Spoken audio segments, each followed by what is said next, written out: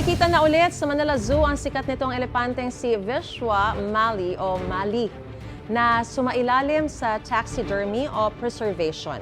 Pinipilahan ang nagbabalik na elepante, mahigit 4 na dekadang nakatira sa Manila Zoo. Hanggang 20 tao ang nagtulungan para sa preservation kay Mali na inabot daw ng 1 taon. Mas matagal kumpara sa ibang hayop dahil sa kondisyon ng katawan ni Mali nang mamatay ito sa congestive heart failure, bunsod ng iba't ibang sakit noong November 2023. May ilang paalala sa mga bumibisita sa Manila Zoo para tumagal ang preservation kay Mali. Ang advice lang po namin sa mga tao is picture lang po, mas maganda. We don't advise na hawakan po siya. Gusto mo bang mauna sa mga balita? Mag-subscribe na sa GMA Integrated News sa YouTube at tumutok sa unang balita.